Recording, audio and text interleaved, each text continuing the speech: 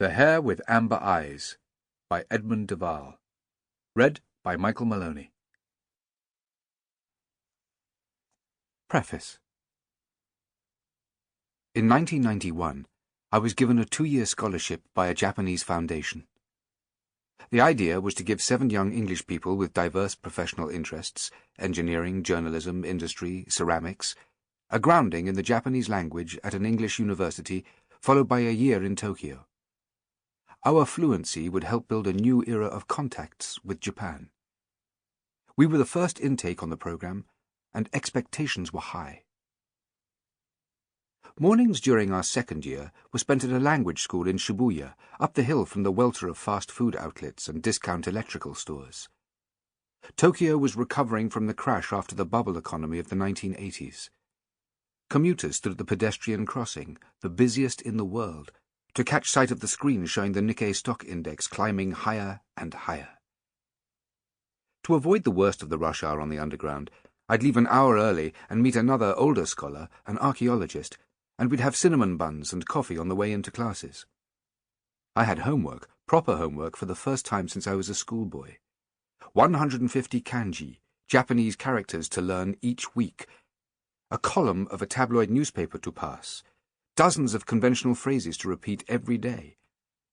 I'd never dreaded anything so much.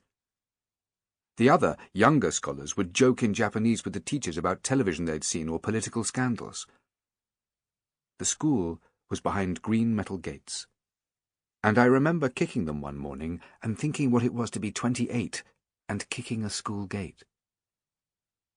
Afternoons were my own. 2 afternoons a week, I was in a ceramics studio, shared with everyone from retired businessmen making tea bowls to students making avant-garde statements in rough red clay and mesh. You paid your subs, and grabbed a bench or wheel, and were left to get on with it. It wasn't noisy, but there was a cheerful hum of chat.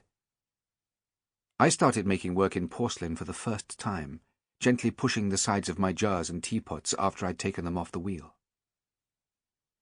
I had been making pots since I was a child, and had badgered my father to take me to an evening class.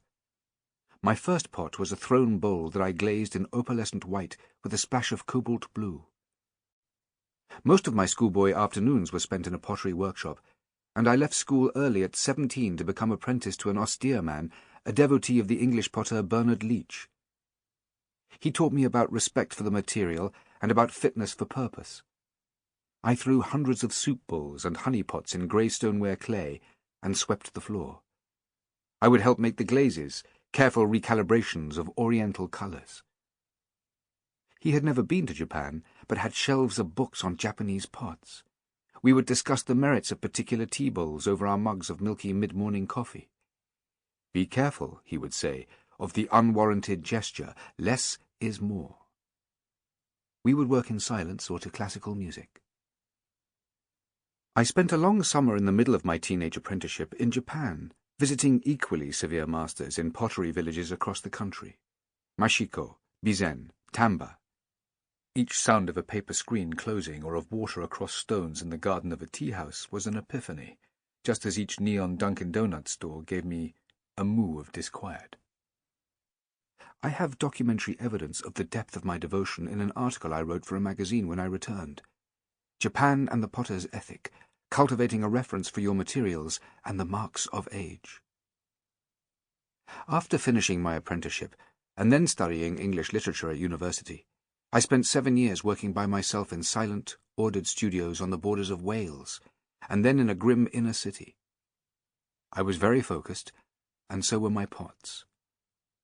And now here I was in Japan again, in a messy studio next to a man chatting away about baseball, making a porcelain jar with pushed-in gestural sides.